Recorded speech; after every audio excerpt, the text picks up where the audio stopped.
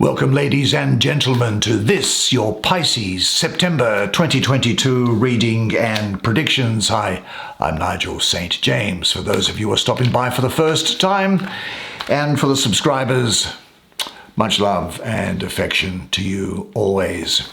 Do you know, I love to see you, and it's interesting. Well, you subscribers know that I don't have any video advertisements coming into this video content which I produce for you, so I stopped Google doing that. So you get to enjoy from one end to the other the experience. And speaking of experience, I've had the great pleasure of doing a number of one-on-one clairvoyant readings for some of your Piscean brothers and sisters in the course of the last month from different parts of the world. And if you would like to have your own personal one-on-one experience with me, then just check out the information that's in the description box below. Now, what I have to say is that I have no idea what this deck is called, sadly. My son and daughter were out one Sunday afternoon in search of cocktails, and they came across a flea market where they picked this up. Now, it had no box, it had no papers, it was tied up in string, but all the cards are here, so every card is present. So it does act as a good tarot and spiritual deck. So if you do happen to know what the name of it is, I think it's probably about 40 years old, 30 or 40 years old, probably something like that. I haven't seen it around anywhere. Then if you do know what it's called, just please drop me a comment as to what it might be, just for my interest's sake. It doesn't stop us enjoying now what it has to offer. Now we're going to draw 5 cards because 5 is all we need. And as you know, that is our usual practice. So what's the first one that we have here? That's the Fool. Oh, Now that's interesting. There is a Viking rune letter from the Elder Futhark alphabet. And there's also the letter Aleph, which is, what's that? Where's that gone? Here it is.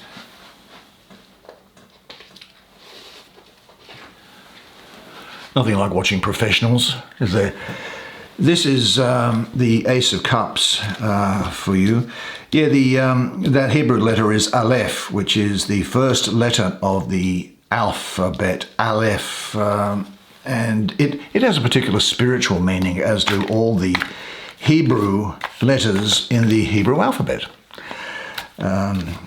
The runes do to some degree, but they're really more predictive as to what's going on, whereas the Hebrew alphabets really speak more of the relationship that we have spiritually with the divinity. Now, so there's the Fool, there's the Ace of Cups. Let's keep this one on the table, shall we?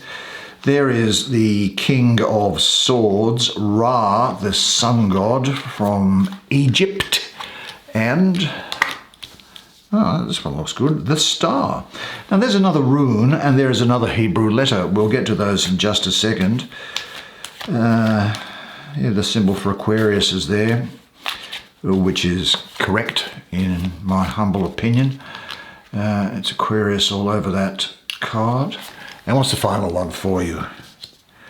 It is the 5 of Swords with a Chinese I Ching pictogram. Or hexagram, hex, from the Greek 6, meaning 6-sided, in this case meaning 6 lines, and the line, well, we'll get to that in just a second. So why don't you come on down now, sit down here next to me. We'll have a good close look at the imagery on these cards together while I do the reading for you. There you are. Now I think you can see those now. Let's have a look at this first card that you drew, which is the Fool. I see there is an association with the planet of Uranus here, which is about breakthroughs and new beginnings. And this is actually set out by the developer, incidentally, with this very old, one of the first forms of the symbol of Uranus. And you never see it around anymore, but in the course of my travels, I do recall it. There is a Viking letter and there is a Hebrew letter. Let's have a look first at, this is a very spiritual deck and quite a spiritual reading for you here, as well as being able to tell you some of the things that will be happening. But let's have a look at the image that's on the card. First up, shall we?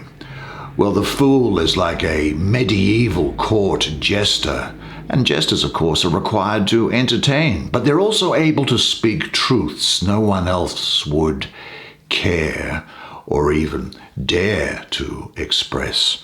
Now, there is a wounded swan here. Do you see the wound that the Fool is pointing to there? What would that mean there? I think that this is talking about the fall from grace, the parting of humanity from the Garden of Eden, and at the bottom is earth. Now, this Viking letter that is here, this is called, it's hard to know what the ancient Viking pronunciation would be, but I'll call it Wunjo. This is really for you the energy of joy for you at the moment. Great joy. This indicates success is coming your way. It can also mean a fortunate and pleasing journey. But I think there's some good news coming your way. Now, in a love sort of setting, it can indicate deep affection and lasting emotional happiness. Now, if there was a question regarding the object of your affections, this may well represent that person. Some activity with this person will have happy results. There is also pleasure through your work indicated here, I think. And this is especially true if your work is of an artistic or a creative nature. Even if you spend a lot of time thinking or looking up things to do with makeup and fashion. And then, as I mentioned, there was a Hebrew alphabet letter, and that is here. That is the first letter of the Hebrew alphabet, and it's called Aleph. Now, it signifies the number 1. Aleph indicates the oneness and unity of the Creator. It hints that beyond the illusion of separation and duality is underlying oneness, that nothing is separate, and the Creator is the source of everything. Aleph also represents the creation of something from nothing, which is what you are liable to do. There's a great degree of originality and innovation here for you this month. This is the essential symbol of beginnings and ultimate reality that cannot be talked about, timeless, spaceless, and yet present everywhere. It is the one that cannot be divided, representing perfection beyond human comprehension. You are ready now for a new beginning, perhaps even a quantum leap. Give in, dare to leap, even if fear attempts to hold you back. Trust the voice that is within your heart. Now, fear within you, it's like a tiger, isn't it? Well, what is the tiger of fear for you? How do you imagine the courageous leap into the new? What does it look like? Where does your heart call you to go? Say this to yourself at this time, because it is particularly apt, I think. I now follow my heart. I am open and ready to go wherever it may lead me. I am a radiant being. I am a living treasure. I honor and value the unlimited resource of courage which is within me. I respect the nature of whom I am, and there is nothing to fear. Now, the second card that you drew was this one, the Ace of Cups in the North. Well, this is quite straightforward, I think, from the point of view of the image, isn't it? Still rather unusual. Very unusual art in this deck, as we have already seen, but we shall continue to see. Well, here, a simple cup is formed of spiraling gold, symbolizing spiritual evolution. A single drop, just here, you see it, tinged with red. Well, I think that falls into the cup. It is life. Important to you at this period, I think, are going to be the signs of Scorpio, Sagittarius, and Libra. The Suit of Cups they embody the experience of relationships, the pursuit of happiness, love, fulfillment, pleasure. But of course, we can't have those without knowing the opposite. This is love in its purest forms, and it speaks of abundance, emotional abundance for you. Now, it can also speak of a birth or pregnancy, I think, certainly a great degree of sensual passion. This sensual passion may just be occurring in your fantasy life, and if that's the case, that's all right. It can also talk of a new relationship coming about here, but certainly overflowing love, emotional clarity, a deep love of yourself, giving and receiving. Now, the Ace of Cups, I suppose, is the feminine counterpart of the Ace of Wands, open, receptive, surrendering, bearing the transformatory power of giving love. That which is internally felt expresses itself externally, clearly and openly. Emotional clarity results, emphasized in this painting by its balance and harmony. You are now in contact with unconditional love. You are in contact also with all-embracing love. It fills you, and you can pass it on generously, lavishly to others. What is your way of expressing love? Feel yourself as an open channel for the divine energy, and say this to yourself. All-encompassing love fills me and my environment. Well, I just feel like going down to this star card for you. It's a major arcana, so we may as well do it, I think. Again, in some respects, these paintings are quite abstract. You may see things in here which is different to what I see, but nevertheless, together we'll have a go at it, shall we? Now, it looks to me like there is a woman at the bottom of a bare, rocky hill, where a stream of water splashes into a pool. Now, she is washing her hair, isn't she? Yeah. And that's an act of unity with the earth. Her hair blends into the water. Now, I'm looking at this dress here. It actually looks quite ancient and old, doesn't it? It suggests age. I think she is Gaia, the mother of life. Now, no flowers or trees grow. There are only water and rock, Earth's oldest forms. Above her are a cluster of stars. There are 1, 2, 3, 4, 5, 6, 7 small ones, and a large double star. Now, here is another Viking letter that you see here. This is Ewas. This is a symbol of protection for you, and it appearing in your reading, it indicates that you have set your sights on a reasonable target and can achieve your goals. Now, there may be a slight obstacle, a delay, or a minor problem, but it won't cause too much trouble, so don't be too eager to move ahead. The obstacle or delay may very well prove to be beneficial, or it won't turn out to be too big. Use your imagination and turn any situation to your advantage. I do get a feeling here of having some sort of a tie to the past. It can mean that this might mean that you hear from somebody from your past. Sometimes this energy is an indication that problems from your past that were not dealt with effectively may well be returning. Though it hints at delays, this is necessarily a very positive energy. And then there was the Hebrew letter that was there.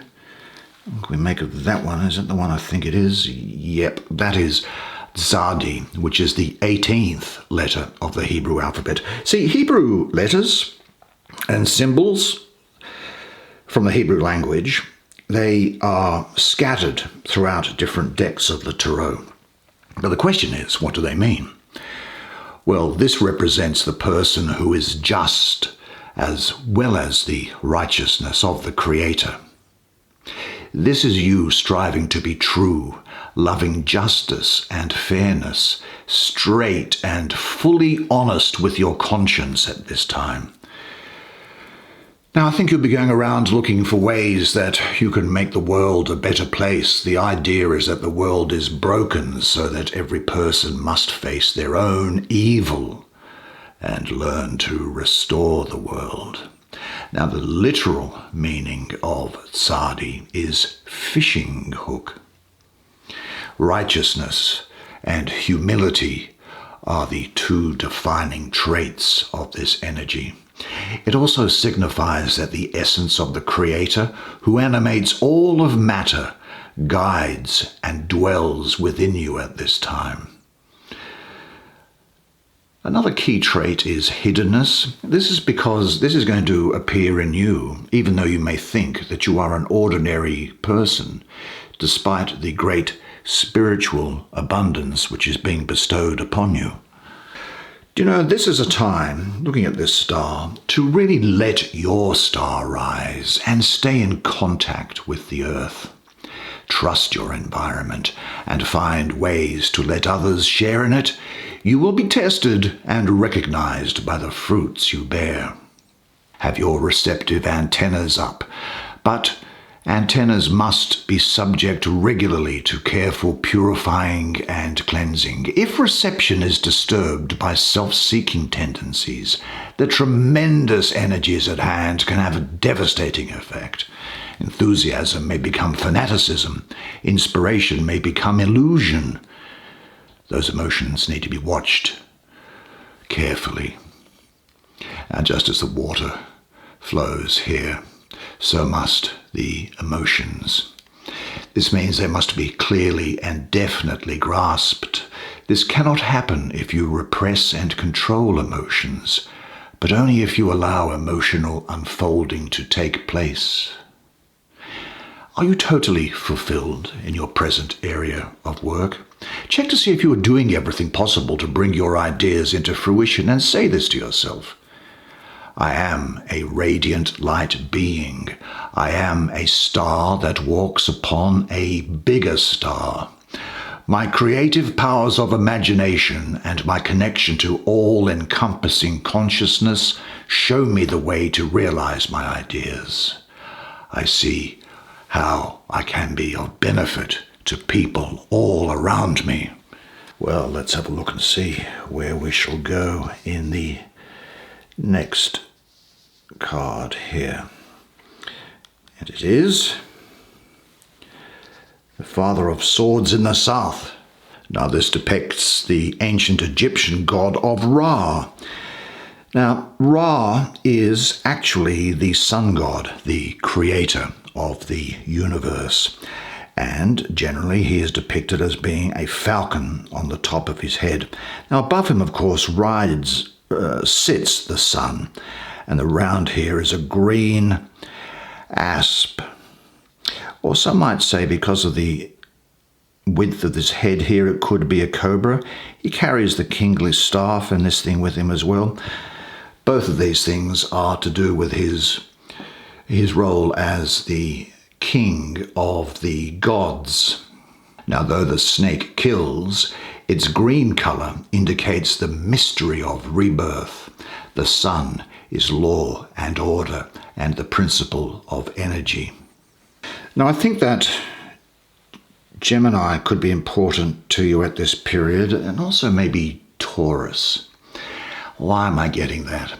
It's because I have for you the energy of the mind in Gemini with the influence and stability and determination of Taurus. You'll be a person who is active, clever, skillful, fierce and courageous, but you might at times be quite unreflective. You'll be goal-oriented, quite ambitious, I think, and you'll have flexible intellectual powers. I do think that you are actually going to have a great degree of passion about you at this time. Your strong intellectual determination, though, is going to be unified with a deep emotional perceptiveness. Only goals which are emotionally charged can kindle such passion. Body, intellect, and spirit are in harmony and fly with you at this time. This suggests to me that you'll have clear insight into a problem, and you'll be working quickly to set goals without letting anything getting in the way. This is nevertheless something of a restless period for you, where you are transitioning and trying to get somewhere else, either in your everyday life or maybe by actual physical travel. Definitely, though, this is a time to listen to your head rather than the heart. I get the feeling that he's actually somewhat more comfortable in his head rather than in expressing feelings. You don't have any issue with expressing feelings, though. But there is an indication here to me of restlessness in all areas of your life. Maybe you want to break free of the workplace. You're in a good position now to forge plans, set goals, and bring them to fruition. Do you know your goal? Can you articulate it in one sentence? And what happens once you achieve it? Imagine how you will best be able to enjoy your success, and say this to yourself: I know my goal, and I know what I am working towards. Each goal is just a milestone on the way to my ultimate destination. Then that takes us finally, I think, to this card, which is... I don't know why developers put titles on cards. They're very misleading. I'll say something about that in just a moment, but I want to look at the picture first. Very annoying as well. I get great anger with that because it puts people off.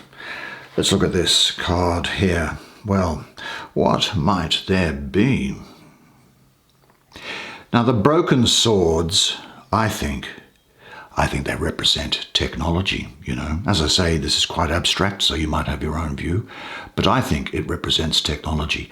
And this thing here, you can see the eye coming up here, like a horse's head. I would say that, if you saw a horn there, that would be the ancient unicorn who is dying. And there is a bubble here. See this bubble? And it is tinted with blood, with red. Now, there is a Chinese I Ching that's down here. Look, before I speak about the I Ching, let me say this anyway. Never be afraid to see a word like defeat or failure or anything like that. Defeats. You see, the acceptance of our failures is in reality the acceptance of our Creator's perfection. One of our biggest mistakes is to ignore what happens within us. Now, there is no shame in letting your Creator know that you are falling and that you need Him to pick you up. The fall of the ego becomes the rise of the soul. Your soul wants to meet you. It wants to breathe. It wants to speak. It wants to see with the clarity of the eyes of your heart. These eyes of the heart are the eyes bestowed directly by your Creator to witness Him and His pleasure. The friends of the divine are not in search of their own eyes. They are in search of His eyes. But back to the hexagram quickly. These hexagrams are read from the bottom to the top. They can be done as couplets, as triplets, or the 6 together. I'm going to go with these 6 together. And that is kun in Chinese, which generally means oppression or exhaustion. Exhaustion, perhaps. Whatever unfolds might simply be a lesson to cultivate patience and to become less reactive. Great frustration can mount when you feel hemmed in or where your words are not believed. However, sometimes you have to be backed into a corner to discover your inner truth or real capabilities. There's a hidden influence here of family, and that can show dynamics at play when you feel your buttons have been pushed. At some point, you have to take responsibility for your condition and stop looking around for others to blame, and I say that with respect. Now, the family provides an environment that shows us the responsibility of caring, where giving is not exhausted because it is done with no strings attached. We care for others that are a part of us. Nature shows how adaptation mechanisms evolve to help species overcome adversity. Now, these mechanisms are not external, they are inborn. And in the same way, all that you will ever need to survive blossoms from within. The underlying energy here is of grace offered and a message to you to accept what you cannot change. Well, now, this energy offers a lesson about adapting and changing to the present circumstances. You see, after what time of pushing upwards, it's normal to meet with resistance. Sometimes oppression rises when you're most successful as healthy competition emerges. Just keep knocking, and the joy inside will eventually open a window to look out and see who is there. What a particularly interesting spread of cards for you. Well done, you. That's the way it is. I have to tell you that I thought that was a really interesting reading for you then. I hope you enjoyed that as much as I did providing it to you. This is going to be a good month for you. I can see it here, and that's what it says for you now, so enjoy yourself.